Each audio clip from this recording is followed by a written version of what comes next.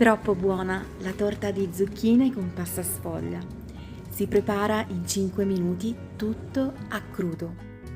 L'effetto è straordinario. Chi ne gradisce una fetta? Iniziamo subito a grattugiare le zucchine.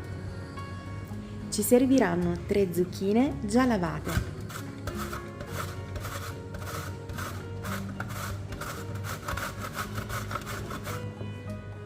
Aggiungiamo un pizzico di sale, un filo d'olio,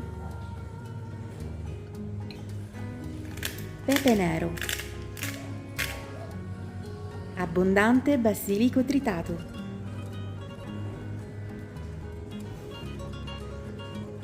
3 cucchiai di parmigiano,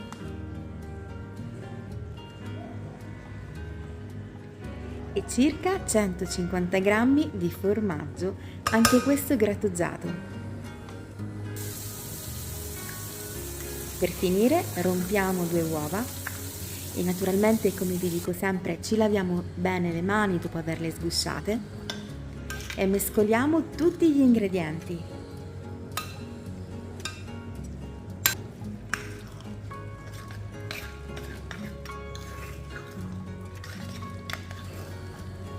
Un bel rotolo di pasta sfoglia già pronta.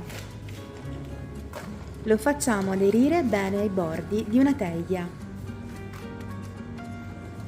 Questa è una teglia di 26 cm di diametro.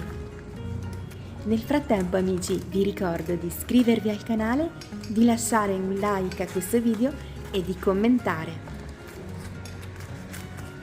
Tagliamo via gli eccessi di carta forno. Facciamo qualche forellino sulla pasta, spargiamo un po' di pangrattato che andrà a raccogliere i succhi delle zucchine e via, possiamo versare tutto il nostro impasto.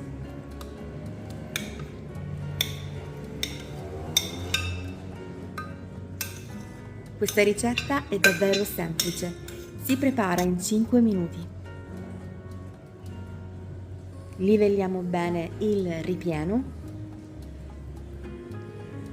e poi possiamo infornare in forno statico preriscaldato a 180 gradi per circa 35 minuti. E questo è il risultato. Golosissima! Che ne dite? Vi piace questa ricetta? Potete mangiarla sia calda che fredda. Buonissima anche il giorno dopo. Se questo video vi è piaciuto, ricordate di lasciare un like, di commentare, di iscrivervi al canale e di condividere questo video con tutti i vostri amici. Mi trovate anche su Instagram e su Facebook.